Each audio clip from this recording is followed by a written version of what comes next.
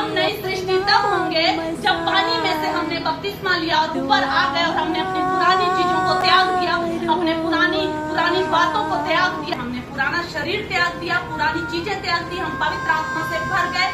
और जब पवित्र आत्मा हमारे पास है तो उस वचन में ये लिखा है कि जिसकी आज्ञा हम मानते हैं, यानी कि पवित्र आत्मा और दूसरा पाप। अगर हम पवित्र आत्मा की बातें मानते हैं तो हम उसके अधीन हैं। अगर हम पाप की बातें मानते हैं तो इसका मतलब हम पाप के अधीन हैं। लेकिन हमें क्या करना है कि उसमें हमें परमेश्वर यीशु मसीह ने हमें क्या करा, हमें नया जीवन दे दिया, हमें अंधकार से निकाल लिया, बंधनों से छुड़ा लिया।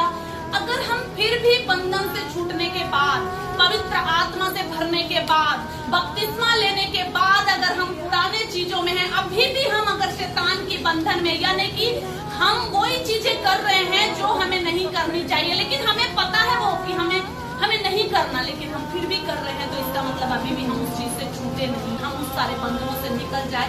और परमेश्वर ने जो हमें ठहराया है, परमेश्वर ने जिसलिए हमें उद्धार के लिए चुना है, हम उस चीज के लिए परमेश्वर का धन्यवाद करें। हालेलुया। इसलिए हमें चौकस रहना है। हालेलुया। चौकस रहना है, हमें सावधान रहना है कि क्या कहीं हम ऐसा तो नहीं कर रहे हैं। हालेलुया। इसलिए परमेश्वर का धन्यवाद करो। परमेश्वर ने कहा कि मैं नई सृष्टि हूँ। हम नई सृष्टि कैसे हैं? जब हम नई सृष्टि होते हैं, जब हम सारे पापों से मुक्त हो जाते हैं।